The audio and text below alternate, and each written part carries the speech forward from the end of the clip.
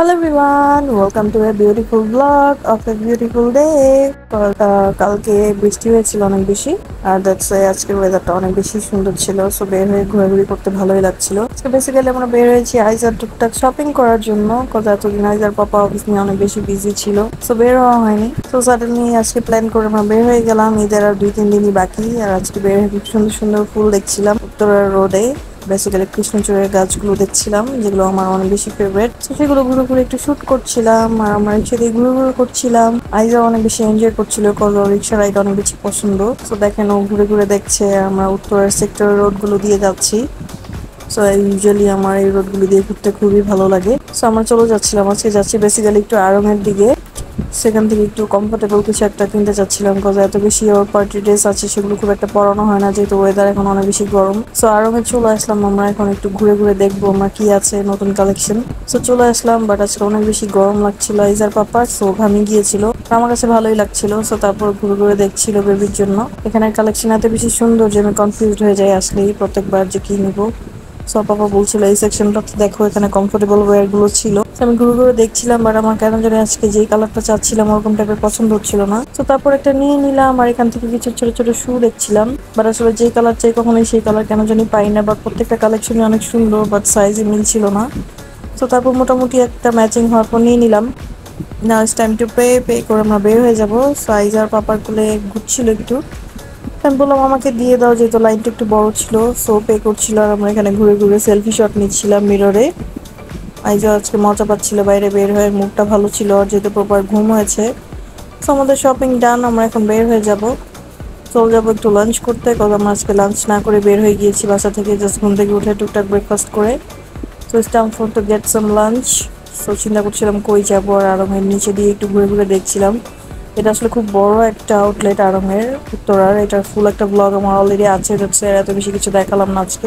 তো তারপর আমরা চিন্তা করছিলাম কই যাবো, অনেকদিন ধরে প্ল্যান ছিল অষ্টব্যঞ্জনে যাওয়ার। সো আজকে চিন্তা করলাম ওটাতেই যাই, যেহেতু লাঞ্চ করা হয়নি। সো চলে আসলাম, এটার বিল্ডিং এর 3rd ফ্লোরে ছিল অষ্টব্যঞ্জন। সো লোকেশনটা একটু দেখিয়ে দিলাম আপনাদেরকে, যাচ্ছে বাইরে থেকে কোন বিল্ডিংটাতে ছিল। সো চলে আসলাম, এখন আমরা লিফটে উঠে যাবো, জাস্ট 3 প্রেস করেই উঠে যেতে হবে। তো চলে আসলাম, আর বাইরে থেকে একটু ইউনিক লাগছিল ওদের অ্যাম্বিয়েন্সটা।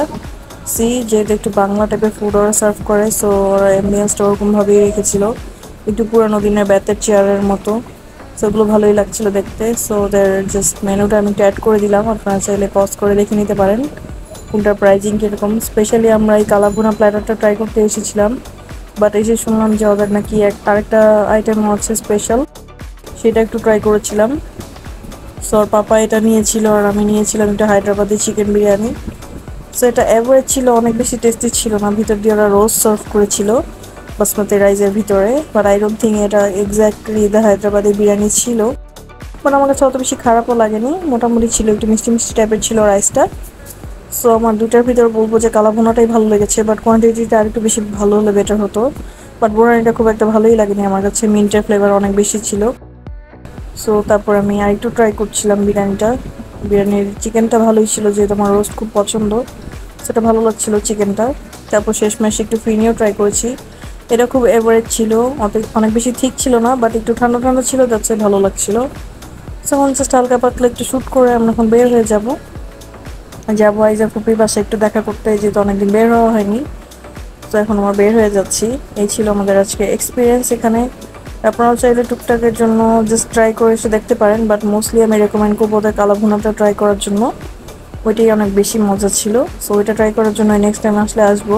আর ওদের বাইরের এই ঝাড়বাতিটা অনেক বেশি ইউনিক লেগেছে আমার কাছে, দেখছে এটা খুব সুন্দর করে শুট করে রেখেছি আমি। এখন আমরা বের হয়ে গেলাম, আর বাইরে দেখেন কোরবানিদের কি সুন্দর একটা ভাইব, চারিদিক দিয়ে সবাই গরু টরু নিয়ে যাচ্ছে ট্রাকে করে, আর আমাদের রিক্সার সামনে খুব সুন্দর একটা লাল গরু নিয়ে যাচ্ছিল। তো that was it for today, thanks for watching, আল্লাহ হাফেজ।